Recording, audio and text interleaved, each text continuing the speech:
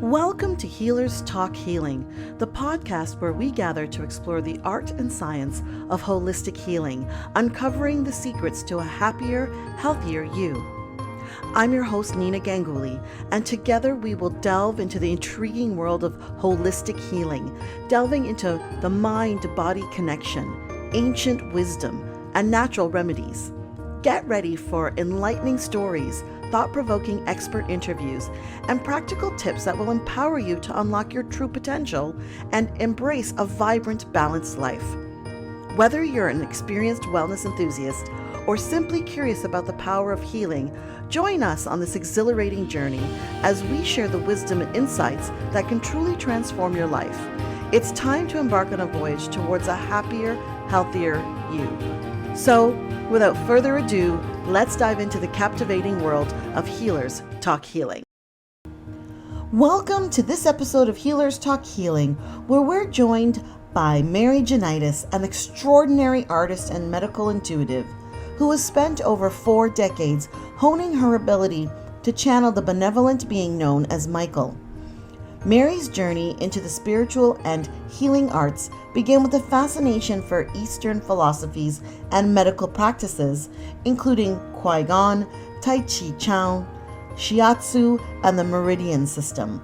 Her ongoing study and connection with the entity Michael have allowed her to access profound insights into the spiritual dimensions of health, providing answers and guidance to those seeking help with their health issues. In today's episode, we'll delve deep into Mary's unique consultation process, which goes beyond the typical medical advice. Through her exceptional channeling skills, Mary, with the assistance of Michael, performs energetic scans of the body to identify where energy is blocked or flowing, pinpointing the emotional, mental, and spiritual imbalances that manifest as physical ailments. Each consultation is tailored to the individual, ensuring that the advice on herbal remedies, nutritional supplements, and other natural treatments are uniquely suited to each person's needs. Join us as Mary shows how she transforms these insights into practical healing strategies, offering both immediate relief and long-term health solutions. Today, I am so excited to have Mary Jonaitis with us here today. Mary, I was doing a little bit of reading up before we, started recording, and I am so intrigued by what you do. So this is going to be an amazing conversation. But I always ask the starting question, which is, what is your definition of healing? Could be a lot of things. Thank you, Nina. It's great to be with you. I'm excited. I'm super excited just to have heard that your podcast is called From Victim to Victory, because to me, that's a good example of healing right there. And I guess my idea of healing would be to reconnect to pure consciousness through going deeply into yourself. So reconnecting to your own truth in every way, whether it's a physical way or an emotional way, psychological, spiritual, and through that coming into connection to divine mystery, pure consciousness, God, creator, however it is for you. Yeah. To me, that's full healing. It's a restoring of what I'd call the true order of things. I like what you said, the restoring the true order of things. I think that happens to be, I think, the search for everyone. Like, what is the true order of things for yourself, for your, people are always like, why am I here? What's my purpose? And then we have this journey to kind of unravel that, I guess. And it is, well, in my experience, it's been a journey of healing. Like, things happen, then you try and work through them and find different ways to do it. And I'm fascinated, like I said before, about the work that you do. I've recently come across the medical medium and some of his work. And right. So, I think it's fascinating because there's information there that's not out there in the average medical world, and the connection to source and the connection to consciousness and how that impacts how our bodies work. It's so fascinating. I'd love to hear from you a bit of your journey and how you got to where you are today, but also really about how this all works and how it can help to create a better connection with self. Okay. Yeah, Go that was a small. big mouthful, right? It's a lot. Everything. This is what my brain does. It's like this and this and this and this. And so why don't we just start with how did this all start for you? Oh my gosh. Well, okay. So my next birthday, I'll be 70. And Well, you don't look it at all. well, so far, so good. But I started when I was 23. Mm. And before that, my background is in terms of culture. I was raised in a working class factory family in Wisconsin on the lake between Chicago and Milwaukee. Very humble beginnings. My mother did house cleaning. My father worked in a foundry, and I was raised as a Catholic. My parents were very wonderful people, older people, believed very strongly in a very clear ethic and moral approach to life with very loving hearts. They really lived what they preached, in other words. And that was my background. Only child, born to older parents.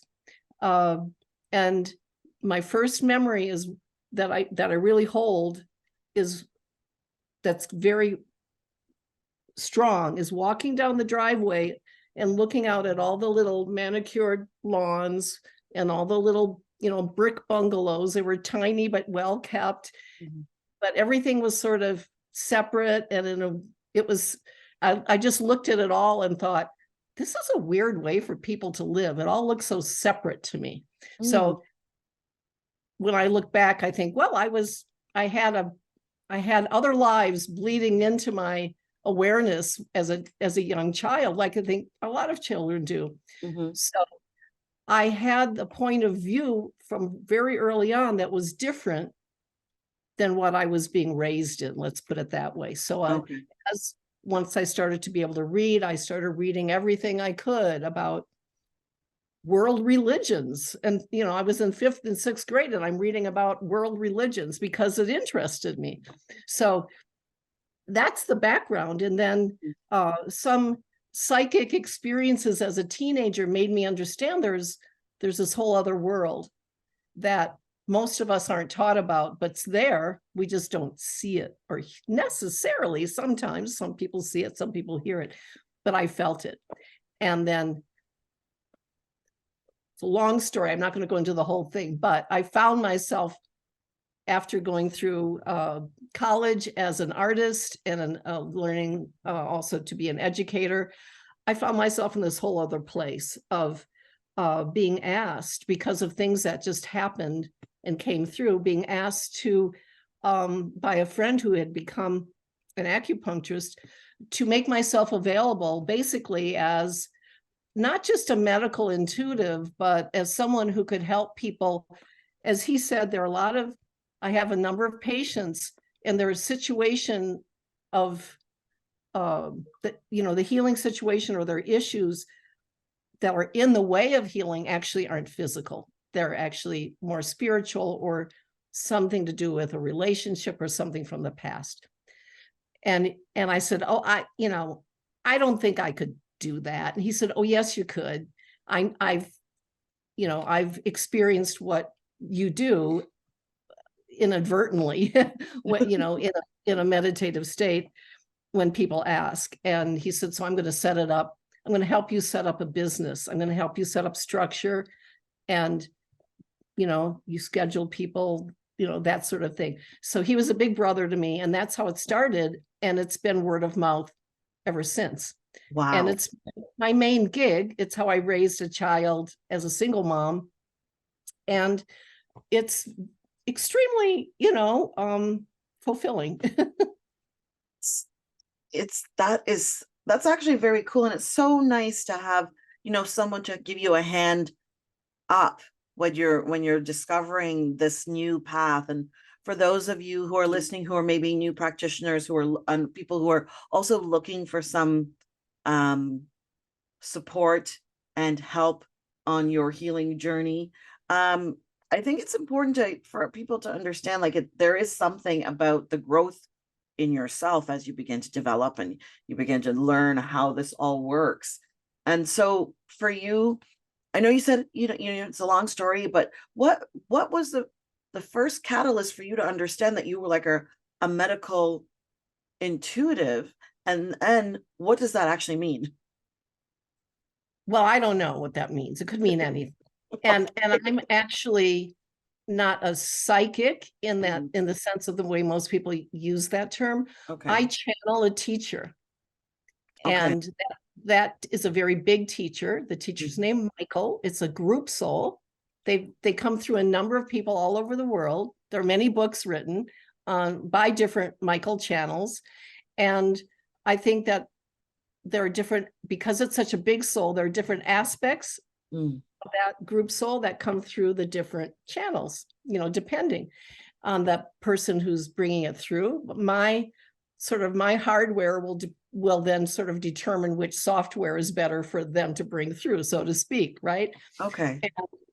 And, they read energy, they scan energy. They say it's a little bit like sonar, but they're scanning energy, because ultimately everything, even we know this from the quantum physics, studies and research, when it gets down to the tiniest little quark, then there's just nothing but energy. It's all just energy patterns. And reading energy, apparently, according to these teachers, is really straightforward. To them, it's like, they say, it's like a melody that you recognize, or a song you recognize. And if the melody is the melody that, that it is, in rhythm and in the proper tone and everything, it sounds right. But when it's off in some way, then you really can tell. It's obvious. Okay. That's how they equate it. That's the analogy they give. And that makes sense to me, So when they read someone, they can read the patterns that the soul shows to the teachers. And then they read the body as it connects to the patterns of the body, and the energy patterns as it connects to the soul pattern. And then they can begin to see where things are off. And it's layer by layer. So it's never just off in one place. It will go, sort of back to the core. And most, what I've learned through many years, 46, 47 years, is that it all has to do with our connection to the divine, to what some people call the Tao. I have studied martial arts and Tai Chi for years, and I'm kind of a Taoist, I guess. And it's that sense of connection to everything. And when we cut ourselves off, which we tend to do because I think, Nina, because you're over there and you seem to be encapsulated in this beautiful, gorgeous skin and colors and everything, I think you're separate from me because I have this encapsulation, but we're not. And we're not separate from nature. We are nature, as well as the beautiful trees and everything. So the more we begin to not just get that as a concept, but begin to feel it, then we come into a greater harmony, and with ourselves, and with, because we're in harmony with our true mother, so to speak, our true parents. The Navajo have some beautiful, all Native American practices traditionally are very beautiful. And I've done a little study in many of them, and study with a Native American woman for 30 years about, that view of energies. But the Navajo have prayers that they say every morning, and they ask in their own way, may I please walk in beauty. today. That's lovely. And the idea is that by walking in beauty, you restore harmony. And again, that's what healing is, but it's our responsibility, I think, if we want to heal ourselves, to find the time to make that intention every single day. Join the Miracles Directory, where healers connect and wellness begins. Join a community of trusted holistic professionals, or find your path to healing and peace. Visit themiraclesdirectory.com. Start your journey today. Yeah, I agree with you. And I also just recently, my tribe of, I'll call them girlfriends, but I think we're soul friends, and we have just started stepping into the indigenous culture and just understanding that connection with nature and the connection with one another. It's so interesting that when one of us is going through something, we're all going through kind of a similar thing. Right now we're kind of all dealing with the deeper roots of our, I'm going to say trauma, because it's the only word I can think of right now. And it's funny because we're not talking about it to each other, but we'll have an off day and it's like all of us are having an off day at the same time.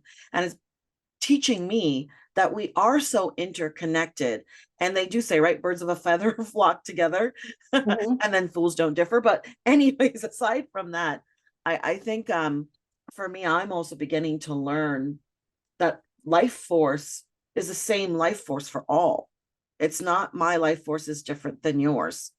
Yeah. We may come in and out at different times, but it's still the same force.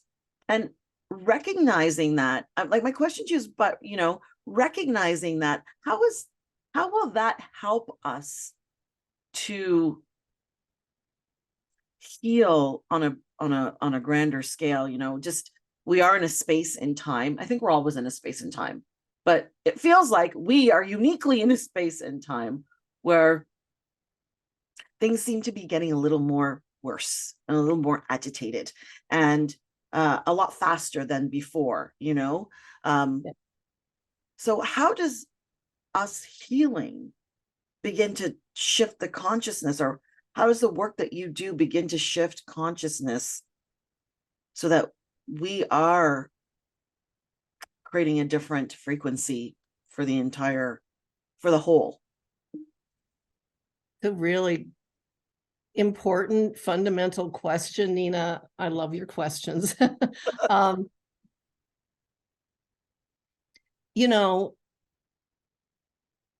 I think it has a lot to do with how we unconsciously do things and shifting that to a conscious and, like I said, intentional way of operating. So I mean, I've always been interested in anthropology. It was my, minor in college.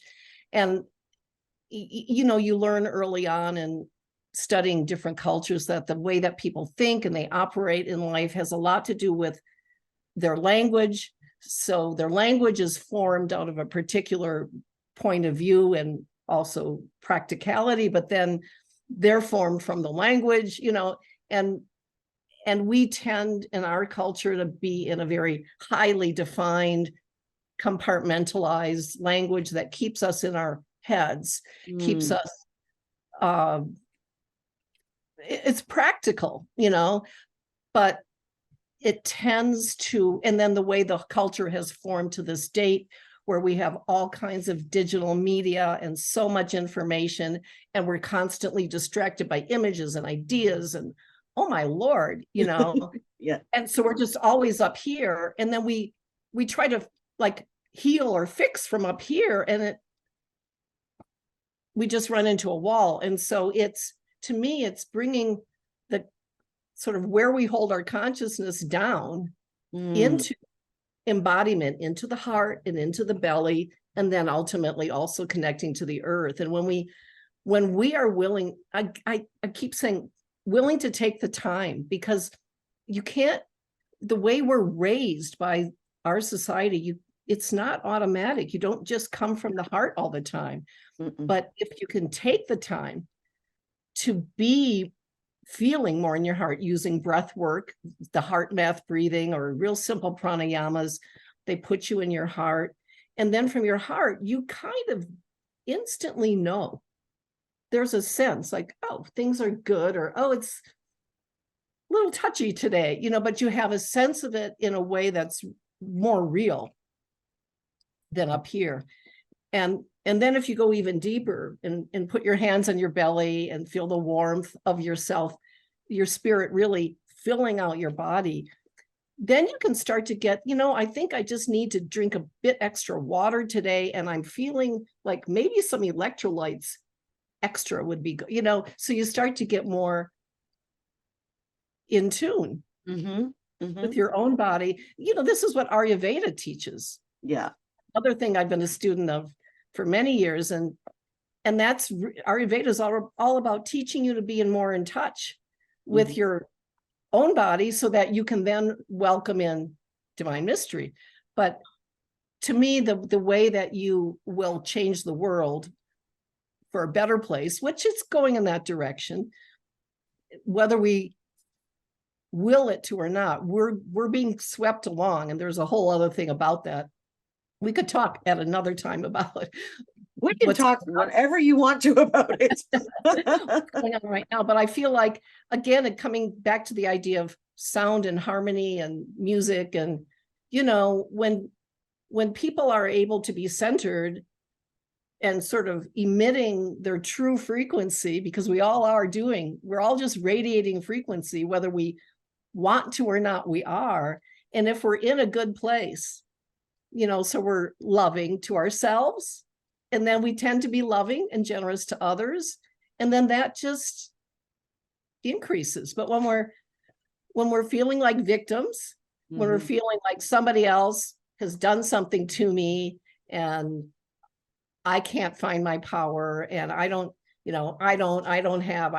need all of that, then we separate out, and then we see other situations and other people as challenges and sometimes threats, and then we move apart. So it's got to start with literally feeling good in your body at whatever place you're at, through using your breath and just taking the time to enter in. I love what you said. It's so important, because a lot of us, I'm assuming a big assumption here, but I think I'm not off base, is this taking time. It's like first of all, we all have something about time. I think time is a construct. And when you begin to understand time is not linear, time is a man-made function, and you can wrap your head around that, which I'm in the world of wrapping my head around that. And learning that that's like the most important thing. It's like if you don't feed yourself with the space to take care of what's happening in your world, it's like just not eating. Yeah. Right? Like physically not eating is going to impact you. But there's something on top of the basics of survival that I have found over, the last little while that I've been doing this work for about 17 years, I think 17 years of like healing myself. Yeah. So for those of you who are listening, I've been working on this for 17 years, and I think I'll be working on it until my soul leaves my body. Right? It's just like, it's a continuous thing that we do. It's like you exercise every day, you work on healing a little more every day, getting better at it. But what I've found is, even with me where I am, it's like, oh yeah, I've got to take the time. I've got to put it aside to simple things like, a face routine, doing the stretches and the exercises that I need to do. I had some back issues recently, and I had an energetic cleansing, and I'd love to share about that on another episode, just where I just talk by myself. But this, and I could talk by myself for hours, I think, I'm pretty sure. But learning how that energetic cleansing, within 5 days, I think, all the pain in my back had disappeared. and I didn't do anything really that different. I've been going to physiotherapy for almost 6 months, and it would like release, get better, but not really, and just get worse. But doing the additional work of the cleansing, and having someone like yourself tell me, you've got a lot, you're hanging on to a lot of anger, and yeah, and you think like in my brain, and up here in my brain, I thought I had worked it all out, because it's not something I'm thinking about all the time. I'm not in that space every moment of the day or even every moment of the week. But if we don't actually release it from our bodies, which I'm learning more and more, we are still out of alignment, and it impacts us. So when my back is hurting, I'm not a very nice person. Yeah. Because my back is hurting, and I can't do all the things that I want to do. And so there's this spiral effect. And I think I'm thinking out loud and processing as we're speaking, which I think is like so magical when you can begin to see that we aren't separate from self or others. I think we separate our brain and our heart and our bodies. So mind, body, spirit, they're separate entities. Yeah, we like to compartmentalize.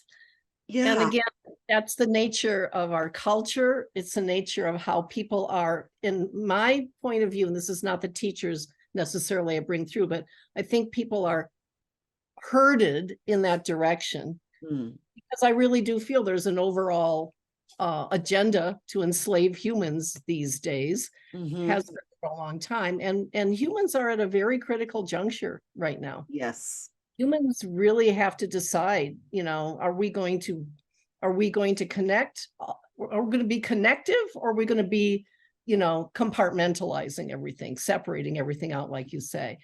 And like you say, when you take a moment and just reconnect back in, again, just sitting or just using your breath or taking your shoes off and putting your feet on the earth, simple, 2 minutes, 5 minutes, doesn't take long. It feels good. It really does. Yeah. And like the teacher, Abraham, great teacher, for years, Abraham says, how does it feel? How does it feel? Do you feel good? Do you feel, sort of balanced? Okay, then that's a clue. That's good. I'll go in that direction. Yeah, there's nothing wrong with feeling good. Yeah, we shouldn't feel guilty about feeling good, right? That's how bad it's become. I'm just hearing you say this, and it's so true. When we feel good, we do this crazy thing, which is how long is it going to last? When's it going to go? Like, we're not used to being in a space where we can, regardless of our circumstances here and out there, feel good. And what comes to mind is those young children you see in Africa who are just so happy. And they're in like what we would consider to be dire circumstances. The poverty, the hunger, the famine, and yet they're there dancing and laughing and smiling when they can, because they feel good. Well, they're in their bodies, number one. Yeah. They're not up here trying to figure things out. They're just there. Yeah. And they've got the earth coming up through them.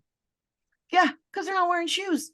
I'm just like, I know it sounds ridiculous, but I've been hearing this over and over again. I have this thing, I can't walk on grass. It just freaks me out because I know what my animals do on my grass, and I don't want to walk on it. But I just bought a grounding mat, which has been helpful. But there's, I love that. It's here. Yeah, it's so remarkably mundane and simple that our brains just think, how could that make any, how could that be true? How could it be true that some old anger that you stuck down in the bottom of your liver is keeping your back hurting? How could that? But that's the thing. When we start to feel into all of ourselves, we get it. And again, this is the last place to know. Last. And we tend to put it first. And really the first place to know is in the belly. Your gut That's feeling. that's the seat of the intuition Mm. in the human body. It's not up here, or no. So So, it you say I have a gut feeling, it's for real. You have a gut feeling. yeah, it's true. And this idea of taking time, many of the I've studied, again, 70 years. I've studied with a lot of people over my lifetime. And ultimately, it all comes down to them saying it's not so much how long you spend in your practice, it's the purity of heart and the clarity of intention that you put into those moments. It's not about quantity, it's about quality. Yeah, it's so true. I've meditated for an hour and I've meditated for 10 minutes. And sometimes that 10 minutes is more powerful because I know when I have 10 minutes, it's got to be intentional. I only have that much time. And I have found them much more powerful than when I'm sitting for after like 20 minutes in an hour meditation. My mind starts wandering. I'm going for a walk somewhere, I'm bringing myself back. But those 10 minutes have make a big difference. Right. Exactly. Yeah, it's just, for our listeners, I just wanted to get back to the question about the medical intuitive part of what you do, because I don't think a lot of people understand. I know we're talking about it, like, I got an energy cleansing and she was like, yeah, your liver's bad and it's this, and well, not bad, but there's some issues going on there. You're holding some stuff there. You're holding some stuff in your colon. And I'm like, okay, so, how does that, from what I understand, I'm a little all over the place, sorry. From what I understand, most of us have issues going on with our livers just because of the way the world is working. So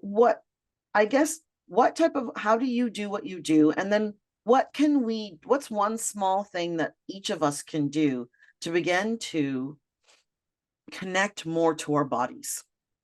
Well, again, every tradition has so many practices. And they all work if you do them. So in terms of how I do what I do, I'm bringing a teacher through and they're doing it. And I'm pretty much just letting it happen. Okay.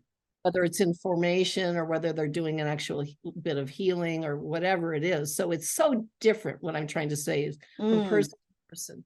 And with one person, it might be the teacher, Michael, is giving them a little nice but definite lecture on becoming more willing to cook food. Okay. Like you would be surprised how many people don't cook. They'll say, well, I don't cook. Right.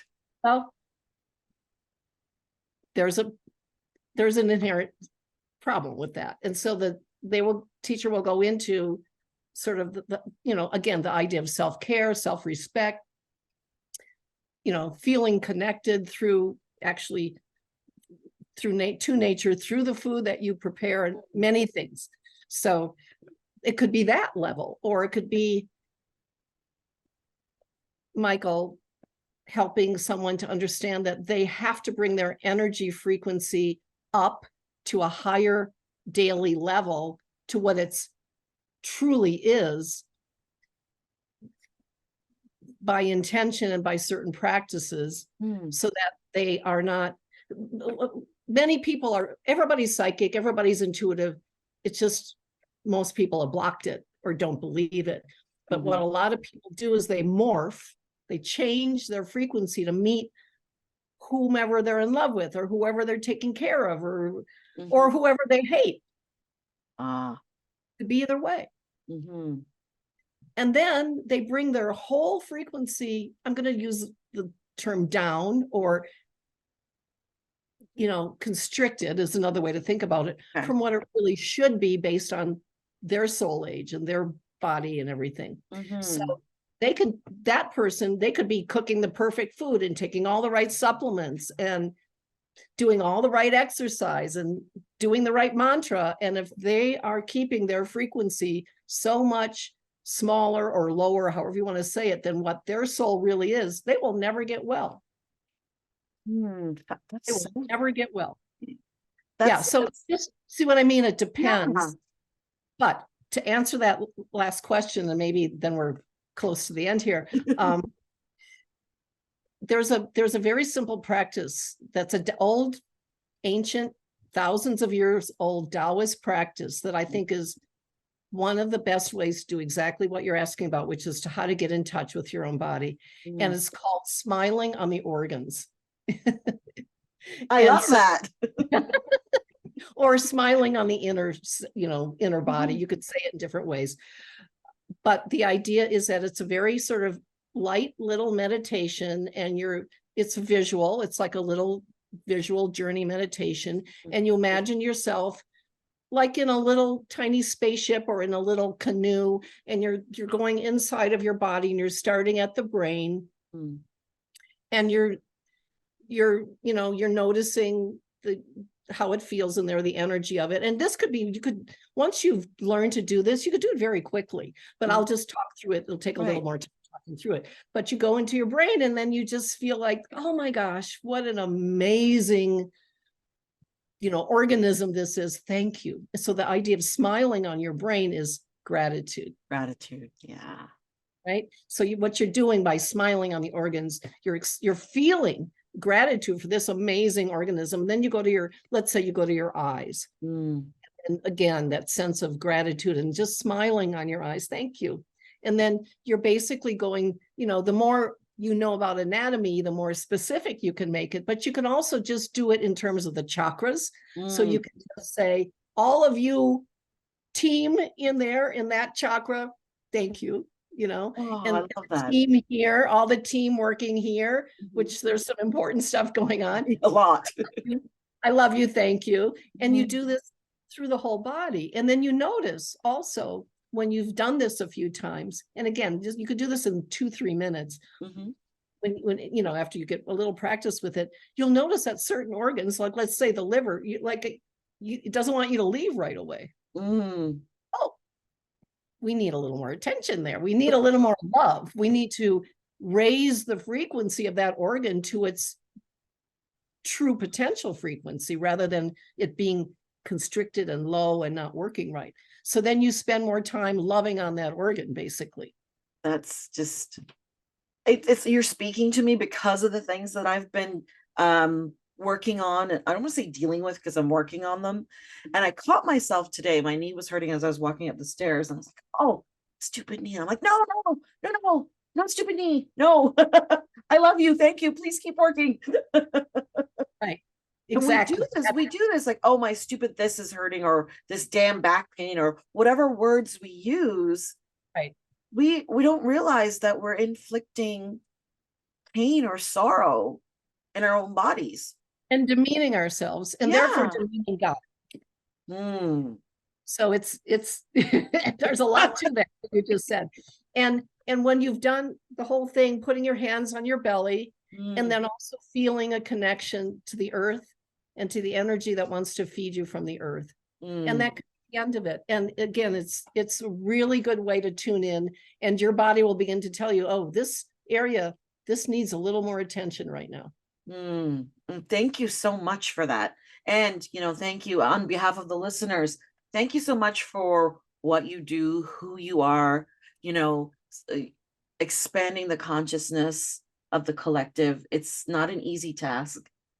And sometimes it is. Enjoyable task. Yes, it is an enjoyable task. But that's why I love talking about it. I love to learn. I'm always learning. I'm coming with fresh eyes to every conversation. And I hope that, the listeners have gotten a better idea of how this can work and how they can connect more to self. And if someone wants to connect with you, aside from the Miracles Directory, Mary, how can we find you? Well, at the moment, I don't have a website, and I apparently don't care that much about that. I'm laughing because I looked and I couldn't find one. Yeah, I know I should get around to it. I probably will at some point. I have, don't have one now. Anyway, if people are interested in scheduling a session, they can go to Mary, Mary Michael, so Michael group soul, GROUPSOUL @gmail.com. Perfect. Thank you so much. It was such a pleasure having you on here. I think we're going to have you back so we can get a little deeper into a bit more conversation about how we can continue to connect to our consciousness. So thank you so much. Been a wonderful pleasure, Nina. You are so much fun to talk to. I could do it for Thank you. Thank you for joining us today on Healers Talk Healing. We hope you've been inspired and empowered on your holistic healing journey.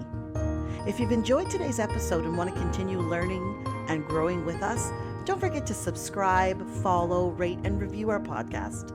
Your feedback and support mean the world to us. Remember, healing is a lifelong journey, and you have the power to transform your life in profound ways. Stay curious, keep exploring, and never stop believing in your own capacity for healing.